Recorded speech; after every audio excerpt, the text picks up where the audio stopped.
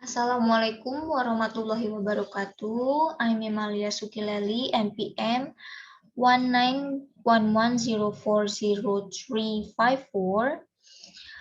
I would like to present it about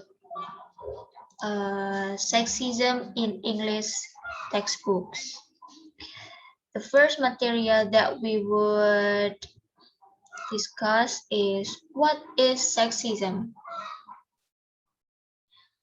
The word sexist can simply be interpreted as an expression that positions one of the sexes at the level of subordination or inferior or unequal. Most linguists define sexist language as a language that tends to be gender unequal to women, or in other words, a language that represents a male position that is more dominant or superior. This gender unfair attitude or sex stereotype certainly cannot be separate from the influence of patriarchal culture, which is rooted in the social life of a society. This patriarchal value system is often regarded as the root because of the fertile dominance of language sexism against women. Not only in the political, cultural, and social context, but also women have received unfair treatment in the context of language attitude. And in the world of education, we still find illustration of the sexism of the language. The dominance of men, which tend to have a positive meaning in the public sphere, is inversely proportional to when women tend to move to a negative position. Ironically, some women actually support the use of sexist language without them realizing it. Typical views and or impression of the language speaking community have placed it as if the language represented an attribute of one of the unrepresented genders, especially in English.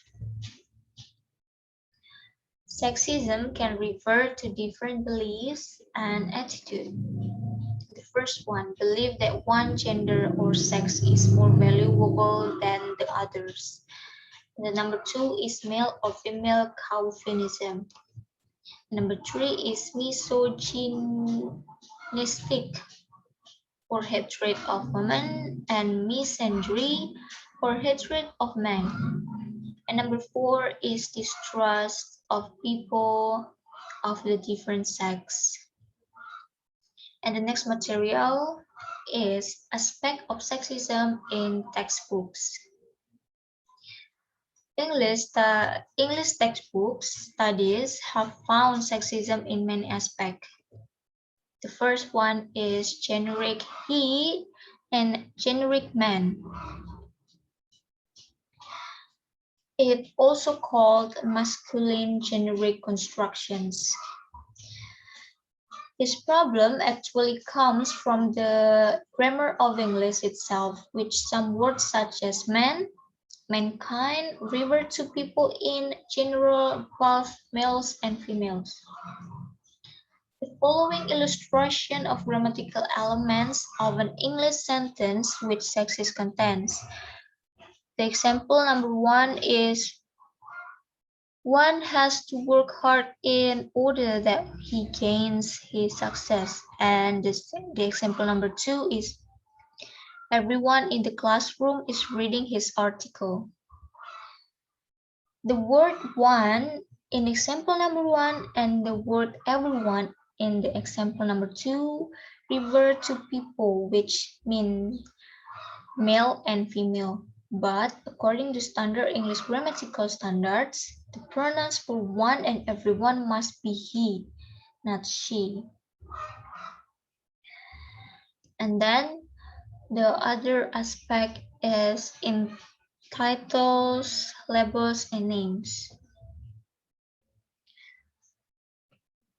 Studies have found exclusionary words than and phrases in titles and labels and names such as stewardess, authoress, milliners, lady lawyers, old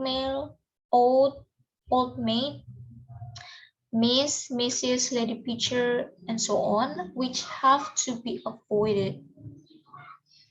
The word sex has clearly provided a dividing line between men and women. Certainly, the term is undergoing a process of replacement with a more natural term, namely gender.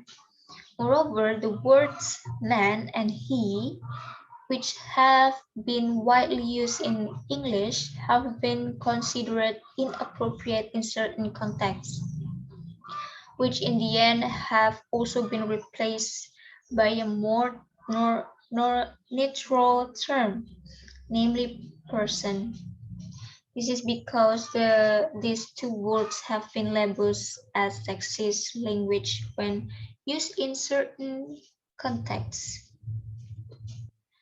And the next aspect is in occupational roles.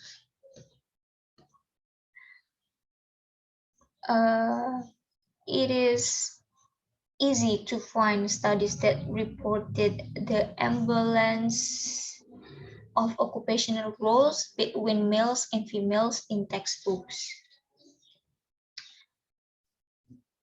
The role for males in the textbooks varied, such as doctor, pilot, school principal, ambassador, professor, store manager, and so on, while the roles for females are limited, such as bank, employer, sales, girl, housewife, nurse, and so on.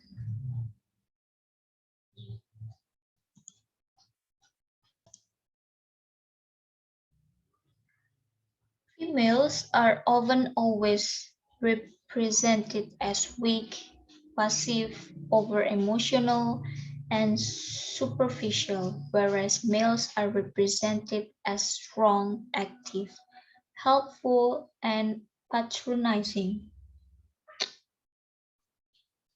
Women were still stereotyped as passive, and the focus of this sentence was on women's physical attributes. Another example is name of job that contain the strength of the male gender as follows. Craftsmanship, which so far has no term that reads craftwomanship. It is as if this skill is only owned by men and delivery men, even though this work is now also done by women. And the next material is use of sexist language in the textbooks.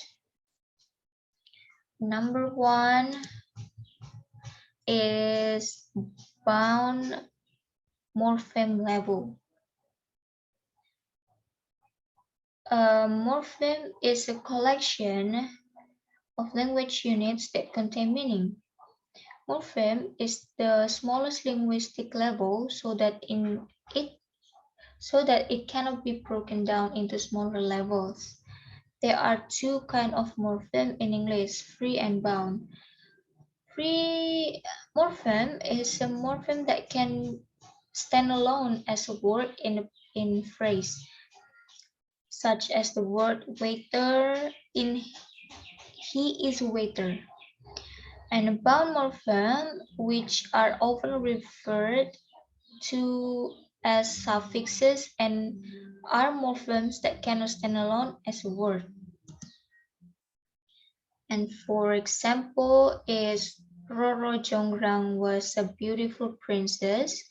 Bandung Bandawasa was a handsome prince. And number 2 is she is a stewardess and my brother is a policeman. The bound morpheme or ess suffix serve to mark the type of women. The word waiters, actors, and steward are only meant for men. And the number 2 is word level. The word level is the number 1 in men or men as a single word. In Old English, the word can refer to an adult male is women or where,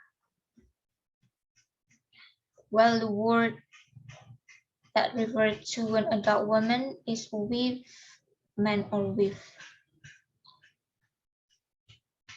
The natural word used to refer both male and female gender is the word man. It can be concluded that in the past the word man was a noun that could refer to both men and women. However, in subsequent development around the 18th century, the word man has been a more narrow or specific meaning, namely adult male human beings who replace the word with man and where. The use of man, which is now considered sexist, is found at the level of single word or compound word. The following data is the use of the word man or man, which can be categorized as a sexist language in a single word. And the number 2 is man or man on the compound words. Another fact on the element of term or expression that contain the power of male gender for the field of profession or work in the follow is craftsmanship, which is so far there is no term that reads craftswomanship, and it is as if craftsmanship skills are only owned by men. Even in the Korean city or Seoul, for example, many female divers work looking for sales for living. The word sportman also excludes the existence of female athletes. And the number 3 is women words on the compound words. Sexist language is not only found in words that refer to men, but also in expressions that refer to women.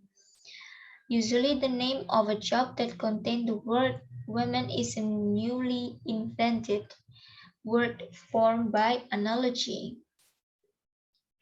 For example, the word policeman is formed from the word the word policewoman is formed from the word policeman. And the number 4 is boy words or compound words. The other phenomenon in terms of element of expression that contain the power of male gender for the field of profession or works is the use of the word boys in compound words. In this study, only 3 words were found that use male gender makers, namely the words newsboy, newspapers boy, and bellboy. This word indicates that the people who do the work are men. And the number 5 is words on compound words.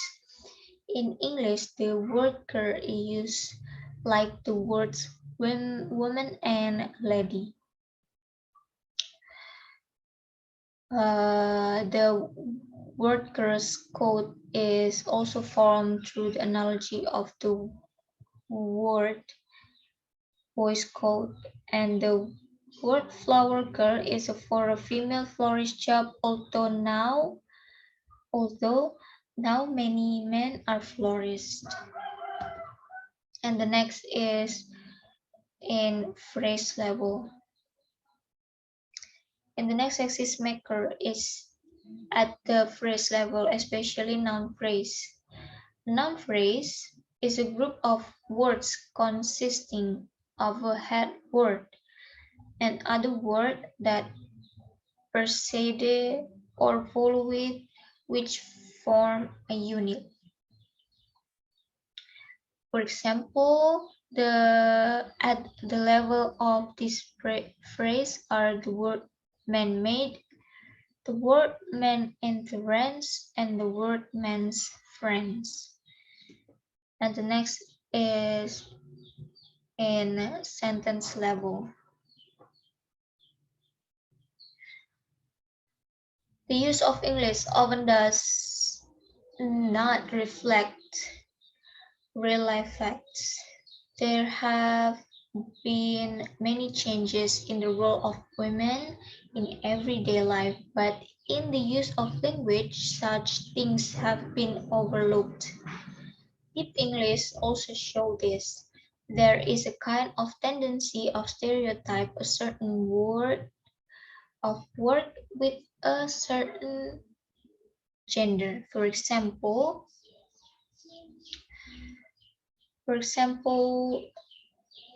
is when work as a nurse is always done by women, and while work as a doctor is always done by men.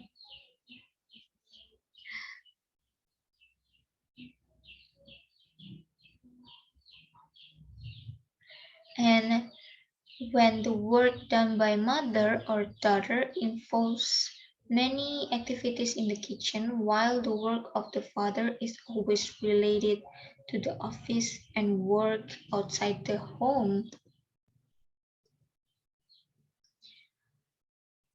And so the last conclusion is most linguists define sexist language as a language that tend to be gender unequal to women, or in the other word, a language that represents a male position that is more dominant or superior.